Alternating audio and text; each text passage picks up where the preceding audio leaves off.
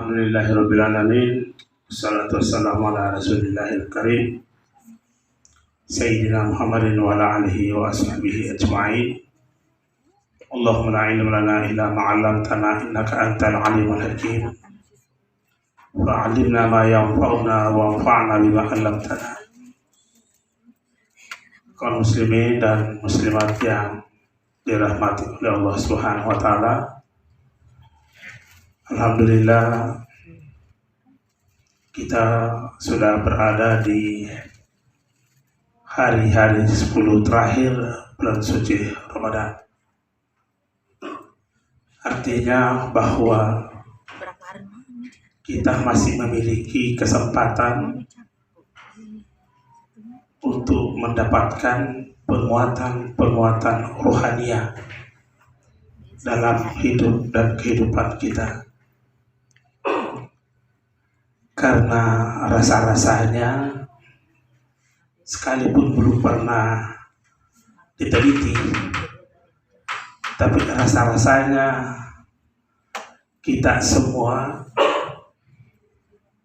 setidaknya saya, lebih banyak memberikan porsi aktivitas fisiknya dibanding aktivitas rohaniahnya.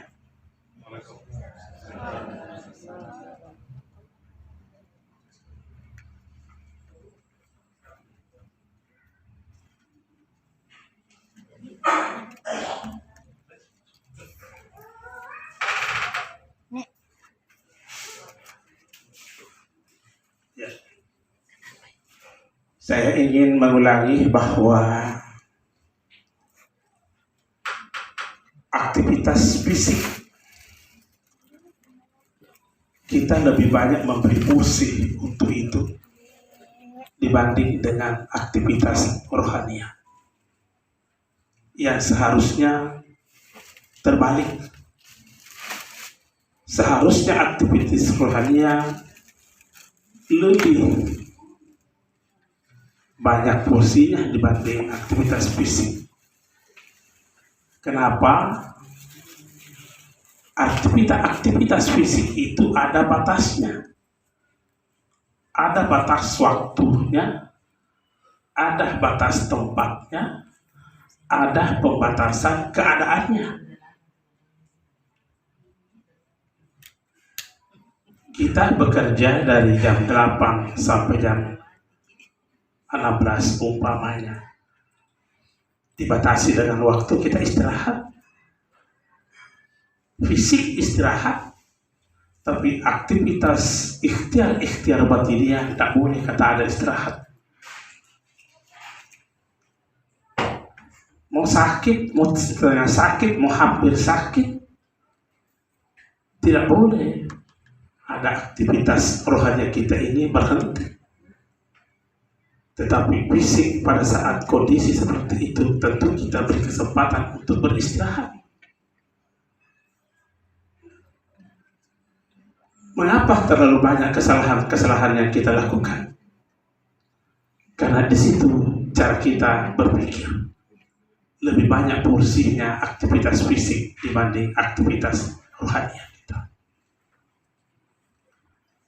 Nah, bulan suci Ramadan ini adalah salah satu media selain untuk beribadah kepada Allah Subhanahu wa taala, juga sekaligus menjadi media untuk mendapatkan penguatan rohaniah.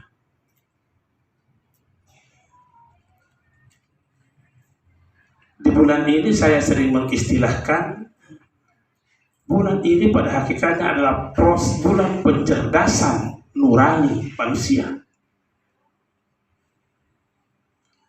Ada indikatornya. Indikatornya apa? Bahwa dalam bulan Ramadan ini sebagai bulan pencerdasan rohani, kebaikan-kebaikan kita grafiknya meningkat dibanding bulan-bulan yang lain. Apa yang terjadi pada saat itu? Terjadi proses pencerdasan diri manusia. Kesalahan-kesalahan yang kita lakukan mampu kita meminimalisir. Kenapa bisa? Terjadi proses pencerdasan manusia di dalam bulan ini. Cuma masalahnya proses pencerdasan ini hanya sebatas umurnya bulan Ramadan. Padahal seharusnya tidak seperti itu.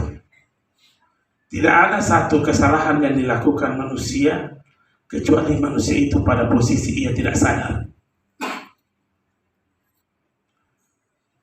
Kita melihat realitasnya. Suatu ketika kita berkata, astagfirullahaladzim. Tiba-tiba saja kita mengucapkan istighfar.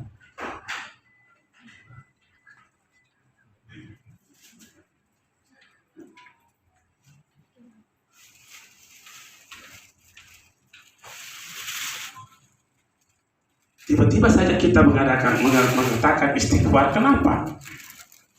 Karena pada saat itu baru datang kecerdasan kita. Pada saat melakukan kesalahan, kita tidak tahu kemana perginya kecerdasan itu. Artinya apa? Ini kecerdasan yang terlambat datangnya. Itulah tadi saya katakan bahwa tidak ada satupun kesalahan yang dilakukan manusia ini kecuali manusia pada posisi ia tidak sadar. Kalau demikian adanya memerlukan ada penguatan ruhania, memerlukan ada pencerdasan diri manusia. Belum lagi kita melihat di dalam Al-Quran yang sungguh sangat mengerikan tentang karakter manusia yang disebutkan dalam Al-Quran.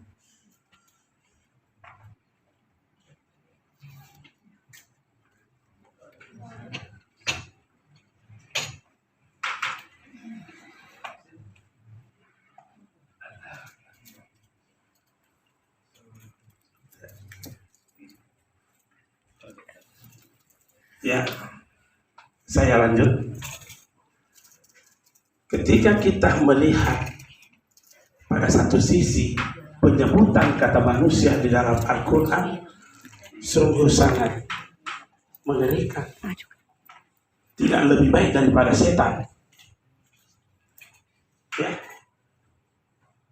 Orang sering berkata bahwa kenapa masih banyak manusia melakukan kesalahan? Sementara setan sudah dibelenggu di bulan ini. Iya, memang setan dibelenggu, tapi manusia tidak lebih baik dibanding setan. Coba kita lihat di dalam Al-Quran. Qul a'udzu birabbin nas. Katakan Muhammad, aku berlindung kepada Tuhan manusia. Malikin nas, Tuhannya, penguasanya manusia. Ilahin nas, sembahan manusia. Dari kejahatan jin dan manusia. Coba kita lihat. Berapa atribut Tuhan disebut di situ hanya untuk memohon perlindungan kejahatan manusia? 3 atribut Tuhan disebut. Rabbin nas, Malikin nas. Rabbin nas itu artinya pemelihara manusia, pendidik manusia. Malikin nas, penguasa manusia. Ilahin nas, Tuhan manusia. 3 atribut Tuhan disebut hanya untuk memohon perlindungan kejahatan manusia. Apa tidak lebih baik, tidak lebih jahat dibanding setan kalau begini? Ini Al-Quran yang menyatakan seperti itu. Bandingkan di Suratul Falaq, memohon perlindungan kepada Allah dari kejahatan seluruh makhluk-makhluknya. Cuma 1 atribut Tuhan yang disebut Rabbil Falaq. Kira-kira mana yang paling jahat ini? Yang disebut 3 kali atribut Tuhan atau yang 1 kali? Oh, kalau begitu, itu tadi kita katakan, kita butuh pencerdasan diri manusia. Butuh penguatan rohania manusia. Proses pembodohan yang lebih kejam. Proses pembodohan yang lebih kejam adalah membiarkan potensi manusia itu bekerja di luar wilayah Allah. Itu proses pembodohan yang terkejam. Membiarkan potensi manusia, baik itu potensi fisik ataupun potensi rohania, bekerja di luar wilayah Allah. Itu proses pembodohan yang kejam itu. Ada yang tanya saya sewaktu saya menyampaikan hal ini di salah satu masjid. Pertanyaannya begini, adakah wilayah di luar daripada wilayah Allah? Sementara Allah mengatakan Allah meliputi segalanya. Itu pertanyaan. Kenapa katanya Pak Ustaz mengatakan bekerja di luar wilayah Allah? Wilayah Allah tetap tidak akan pernah berkurang. Yang menghilangkan wilayah Allah adalah manusia-manusia bodoh ini. Kita buktikan. Kalau ada orang iri, ada orang dengki kepada seseorang, dia bekerja pada hakikatnya di wilayah siapa? Wilayah Allah atau wilayah iblis? Artinya apa? Dia mengusir wilayah Allah, mengganti wilayah Allah, dia mencuri wilayah Allah. Inilah orang-orang yang potensinya itu bekerja di luar wilayah Allah. Nah, kita di bulan suci Ramadan ini, potensi yang kita miliki, baik fisik ataupun potensi rohania, tidak boleh bekerja di luar daripada wilayah Allah. Orang sering kita mendengarkan perbuatan ria, pujiale. Kira-kira orang ria ini bekerja di wilayah siapa? Kalau ia berada pada wilayah Allah, tidak akan mungkin ria. Tapi ia mengusir Allah dari wilayahnya dan menggantikan manusia di situ, maka dia katakanlah ria. Ini yang kita punya pekerjaan. Jangan membiarkan potensi kita bekerja di luar wilayah Allah. Dan bulan Ramadan memberi tuntunan untuk itu. Ramadan memberi tuntunan seperti itu. Membutuhkan proses pencerdasan. Saya ingin mengulangi pernyataan salah satu hadis, karena ini memang saya mendapat amanah dari guru saya waktu masih mengaji dulu di Masjidil Haram Mekah. Itu kesalahan susah kita mendeteksinya. Kebenaran susah kita mendeteksinya. Membutuhkan kekuatan rohani, membutuhkan kecerdasan rohani. Apa kata hadis itu? Kalau diterjemahkan ke dalam bahasa Indonesia, dosa itu, kesalahan itu, kemusyrikan itu, atau apapun namanya, lebih tersembunyi, lebih halus, akhfa, lebih tidak nyata dibanding seekor semut hitam di atas batu hitam di tengah kegelapan malam. Maka sedih. Lebih tepat. Kondisi seperti ini kalau kita tidak memiliki pencerdasan, kecerdasan rohania, bagaimana bisa melihatnya? Perlu ada penguatan rohania itu.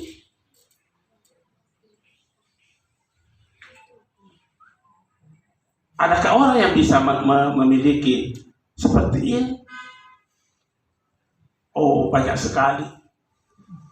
Itu yang ditulis saja di dalam kitab, kita tidak mampu menghitung-hitungnya, apalagi yang tidak tertulis dalam kitab. Ya. Karena banyak orang seperti itu yang tidak ditulis di dalam kitab.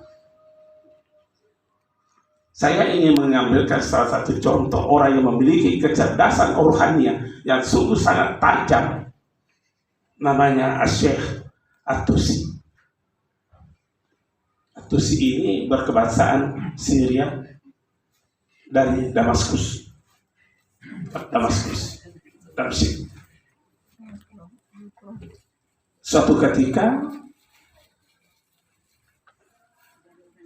Suatu ketika ia mengadakan perjalanan ke satu tempat yang agak jauh.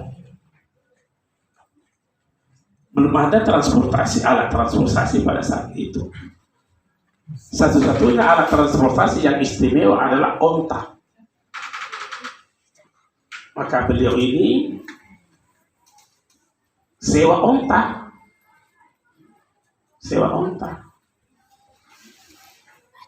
Baru sebagian jarak perjalanan dia tempuh, sadar ada barangnya dia lupa di rumah.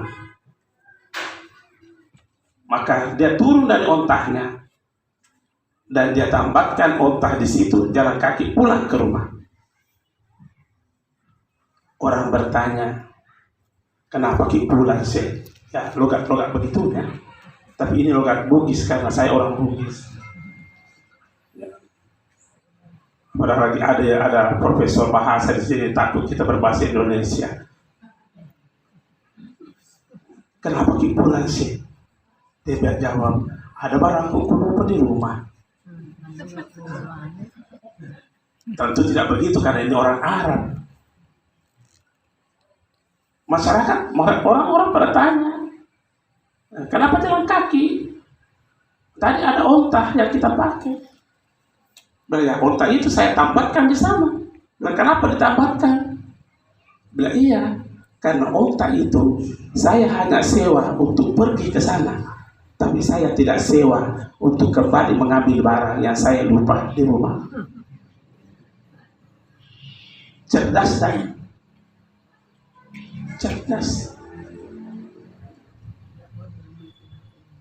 Seperti itu.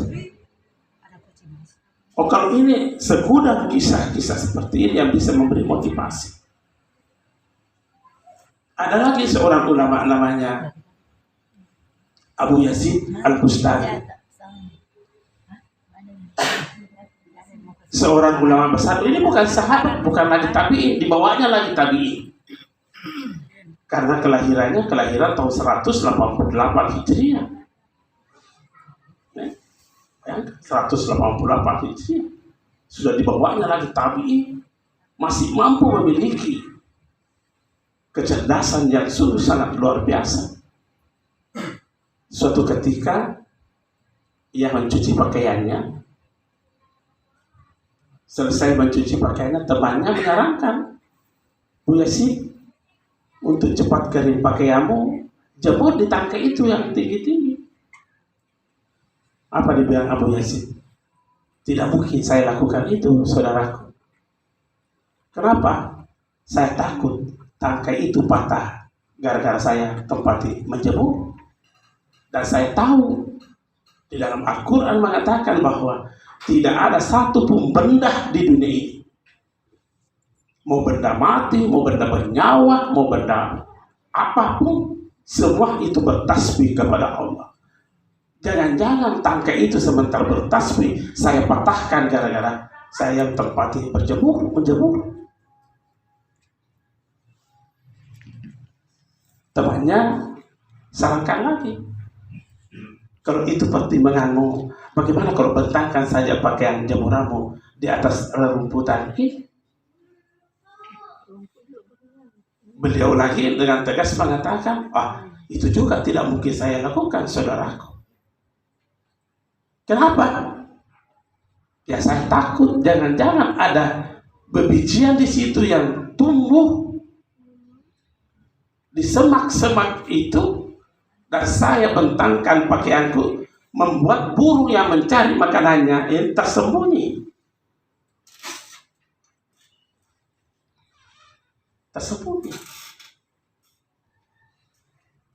Itulah tadi yang saya katakan bahwa kehidupan kesalahan itu sebenarnya membutuhkan pencerdasan yang super. Nah, musuhnya itu adalah, saya ingin mengatakan ulang, bahwa pembodohan yang lebih kejam adalah membiarkan potensi-potensi kita bekerja di luar wilayah Allah.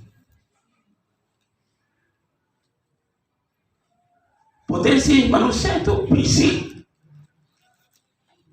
itu yang bersifat rohania, akal, nafsu. Ya.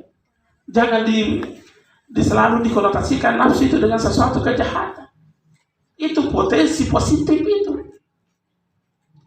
Asal ia bekerja di wilayah Allah, apapun namanya, dia akan mendatangkan kebaikan. Al-qalb, apalagi yang disebutkan dalam Al-Quran potensi rohani manusia. Al-fuad, apalagi yang disebutkan dalam Al-lub, apalagi yang disebutkan asir, yauma tublas sarair, apalagi potensi yang ada ar-ruh. Semua ini potensi yang diberikan oleh Allah kepada kita. Semua ini membutuhkan pencerdasan. Nah, sekarang kita berada di 10 terakhir bulan suci Ramadan. Ada malam yang penuh keberkahan, malam Lailatul Qadar. Mudah-mudahan potensi ini bisa mendapatkan keberkahan dari malam Lailatul Qadar. Setidaknya keberkahan bulan Ramadan.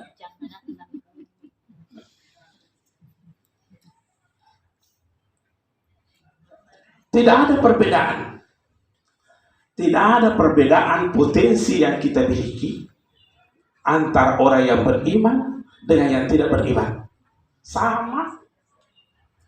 Mau kafir, mau setengah kafir, mau hampir kafir, mau kafir betul-betulan. Tidak ada bedanya potensi yang diberikan oleh Allah kepada orang yang beriman. Cuma berbeda menyikapi potensi itu. Orang yang beriman, ya, membiarkan potensinya bekerja di wilayah Allah. Tetapi orang yang tidak beriman membiarkan potensinya bekerja di luar wilayah Allah.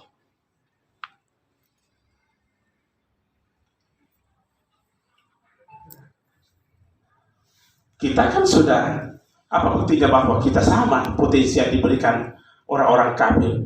Bedakah rohnya yang Allah tiupkan kepada orang kafir dan orang yang beriman? Tidak ada bedanya, sama.